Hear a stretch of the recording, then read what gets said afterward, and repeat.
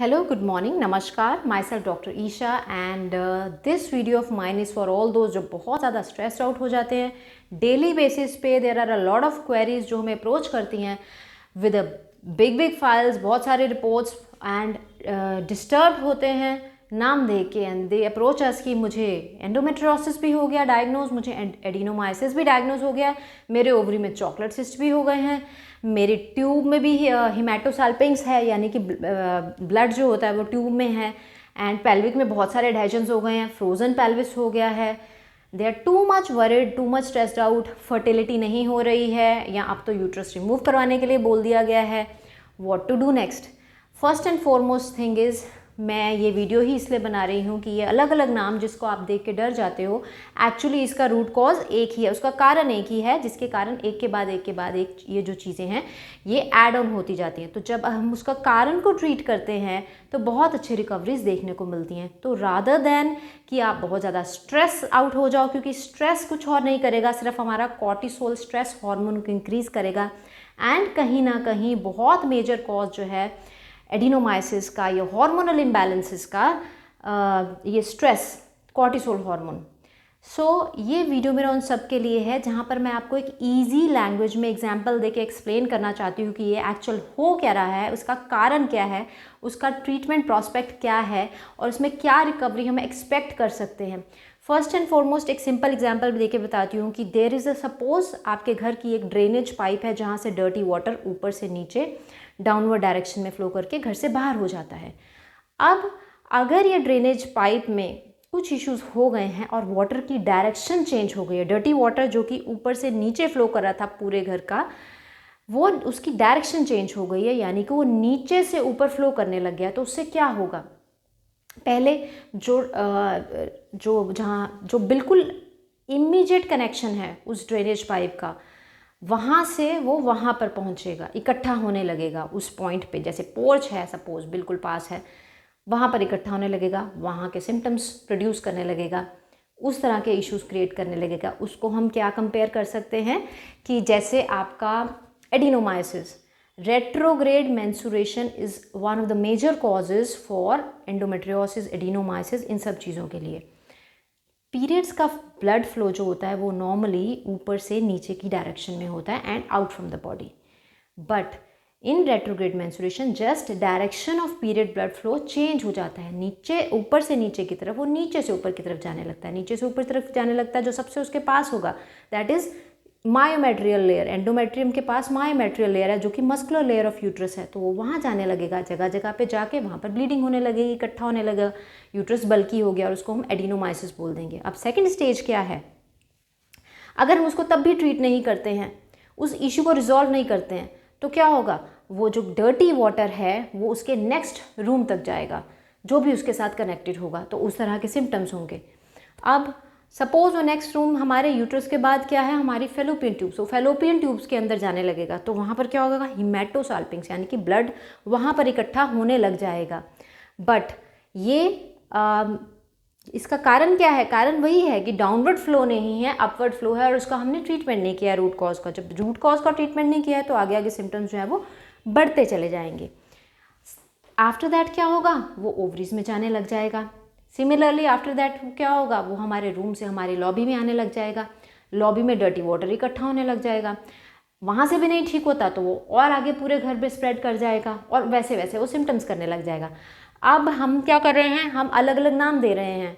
अगर वो आपके यूट्रस तक पहुंच गया हम उसको एडिनोमाइसिस बोल रहे हैं, अगर आपके ट्यूब्स तक पहुंच गया हम उसको हिमेटोसाल्पिंग्स बोल रहे हैं, अगर हमारे ओवरीज तक पहुंच गया तो हम उसको चॉकलेट सिस्ट का नाम दे रहे हैं. अगर वो वहाँ से भी हमारे पेल्विस के अंदर चला गया, क्योंकि हमने उसको अभी तक ट्रीट नहीं किया, तो पेल्विक एडहेजन्स बनने लगेंगे, बहुत सारे पेल्विक एडहेजन्स बनने लगेंगे. उसको हमने अलग से नाम दे दिया कि एडहेजन्स हो गए बहुत सारे पेल्विस में. अगर बहुत ज़्यादा हो जाएंगे तो हम उसको फ्रोजन पेल्विस का नेम दे देंगे. रीज़न क्या है? अब इसका तरीका ये नहीं है जब हमारे रूम में वाटर इकट्ठा हो गया, हम बाहर से लोगों को बुलाया, सर्जरी के साथ कंपेयर कर रही हूँ, वहाँ से उसको ड्रेन करा लिया, थोड़े दिन के लिए रूम बहुत साफ़ लगेगा, सिम्टम्स भी गायब हो जाएंगे, बट हमने वो जो फ्लो है डाउनवर्ड फ्लो उसको हमने क्लियर नहीं किया है, उसको उसकी डायरेक्शन नहीं दिखाई है. तो अगर हम उसको उसकी डायरेक्शन नहीं दिखाएंगे तो आफ्टर 5-6 मंथ्स अगेन वही सिम्टम्स होंगे, अगेन वही चीज़ हो जाएगी और पेशेंट्स क्या बोलेंगे? हमने सिस्ट की रिमूव करवाई थी, सिस्टेक्टमी के बाद थोड़ी देर हम ठीक रहे, 2-3 मंथ्स हम ठीक रहे एंड बट उसके बाद फिर से वही सिम्टम्स होने लग गए और 3-4 सिस्ट और हो गई। तो you people are also very much aware कि इस चीज़ से होगा क्या। हमने क्योंकि कारण नहीं ट्रीट किया। कारण क्या था? Retrograde menstruation. एंड आयुर्वेदा के जो पुराने ग्रंथ हैं ये प्रॉपरली वेल मेंशन्ड है। इसका कोरिलेशन जो है हम कहते हैं अपान वायु से। वाता दोषा होता है ये, वाता दोषा भी आगे सब टाइप्स का होता है, उसमें एक होता है अपान वायु। तो जो अपान वायु होता है उसका एक काम होता है बॉडी में, जितने भी तरह के चीज़ों हैं उसको डाउनवर्ड फ्लो में बाहर निकालना। जैसे फीसेस हैं, मोशन पास आउट करना, तो उसमें अपान वायु हेल्प करती है। यूरिनेशन में भी अपान वायु हेल्प करती है।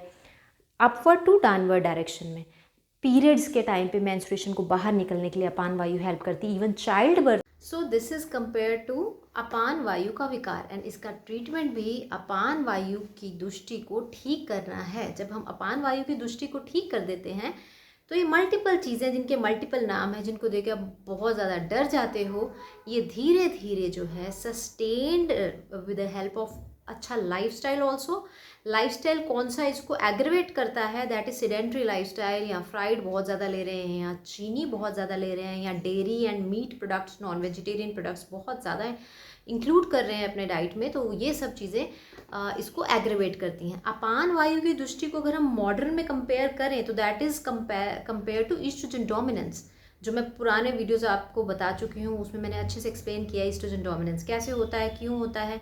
तो जब हम इसको ट्रीट करते हैं तो ट्रीटमेंट भी varies from person to person. सिर्फ अपान वायु की विकार ही नहीं होता है, समटाइम्स एक्सेसिव ब्लीडिंग के साथ होता है, तो पित्त दोषा भी एग्रेवेटेड है। समटाइम्स सिस्ट एंड ग्रंथीज आर देयर, वो उस केस में हमें उसका भी ट्रीटमेंट एज पर दोषा एनालिसिस जो है पर्सन टू पर्सन वेरी करना पड़ता है। तो इट डिपेंड्स। एक और बहुत important positive factor is your immune response. If you have a altered immune response, यानी कि इम्यून सिस्टम आपका बहुत अच्छा नहीं रिस्पॉन्ड करा। नॉर्मली इम्यून सिस्टम का क्या काम है? देर हर एक इंसान में बहुत सारी ग्रोथ्स जो हैं वो हो रही होती हैं, but the extra growths which are not required, unnatural growths जो भी बॉडी में हो रही होती हैं, वहाँ पर ये अच्छा इम्यून सिस्टम जो है ये ऑटोफेगी मैकेनिज्म के साथ ऑटो अटैक करता है इन ग्रोथ्स पे और इनको फिनिश कर देता है। बट इन केस आपका इम्यून सिस्टम बहुत अच्छा नहीं है तो ऐसी ग्रोथ्स जैसे एडहेजन्स, एंडोमेट्रियल इम्प्लांट्स, ये ग्रो करते रहते हैं, प्रोलिफरेट करते रहते हैं और सस्टेन्ड टाइम तक ये एंडोटॉक्सिन जनरेट करके इस स्टेज तक लाते हैं जहाँ पर हमें फ्रोजन पेल्विस तक हो जाता है, जहाँ पर पूरा पेल्विस जो है एडहेजन से भर जाता है। डेफिनेटली अगर फ्रोजन पेल्विस का केस होता है उसमें जो सक्सेस रेट हमें मिलता है वो लेस है एज़ कम्पेयर्ड टू जहाँ पर वो स्टेज स्टार्टिंग स्टेज है, या कुछ केसेस में हमें रिफ्यूज़ भी करना पड़ता है जहाँ पर हमें लगता है कि अब ये आयुर्वेदा के बस की बात भी नहीं है, चाहे आप लाइफस्टाइल चेंज कर लीजिए, then you have to go for surgery. But वो सब चीज़ें जो आपके रिपोर्ट्स के एनालिसिस के बाद ही पता लग पाती हैं। और अब जब हमें इसका ट्रीटमेंट करना है तो ट्रीटमेंट में भी हमें मल्टीपल चीज़ों को देखना है, कितनी एडहेशंस हैं, कहाँ कहाँ पर हैं, कौन से दोषास इन्वॉल्व हैं।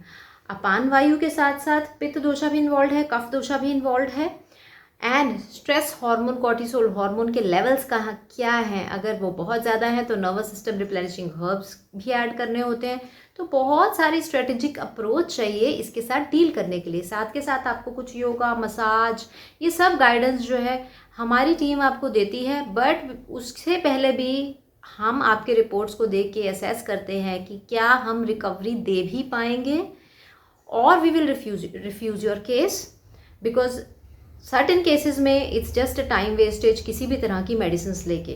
तो वो हमें आपके रिपोर्ट्स के एनालिसिस, आपके सिम्टम्स के एनालिसिस, हमारे डॉक्टर्स के साथ कंसल्टेशन के साथ हम बहुत सी चीज़ें देख के आपको on the very first step we guide you. And जहाँ पर हमें बहुत अच्छे रिस्पॉन्स 70 to 75% ऑफ केसेस में हमने बहुत अच्छा रिस्पॉन्स देखा है, जहाँ पर painful urination, painful motion passing and infertility के इश्यूज़ थे। with the help of these herbal medications and very strict approach means diet, yoga, massage and medications, 4 of these things जब चलती हैं साथ में तो बहुत अच्छा रिस्पॉन्स, इवन जहाँ पर प्रेगनेंसीज नहीं हो रही होती, फर्टिलिटी भी रिस्टोर हो जाती है, नेचुरल कंसेप्शन भी हो जाती है, सिस्ट्स भी श्रिंक कर जाते हैं, एडहेजन्स जो हैं एडहेजनोलाइसिस हो जाता है। तो बहुत तरीके से everything is possible, just you have to focus on the solutions, and solutions पे फोकस करके बहुत स्ट्रेटेजिक अप्रोच से, इतने नामों को देख के डरना नहीं है, जस्ट उसको सॉल्यूशन पे वर्क करना है। Thank you so much for watching. In case आपकी कोई डाउट्स एंड क्वेरीज हैं, हमारे टीम के नंबर पे आप कंटैक्ट कर सकते हैं।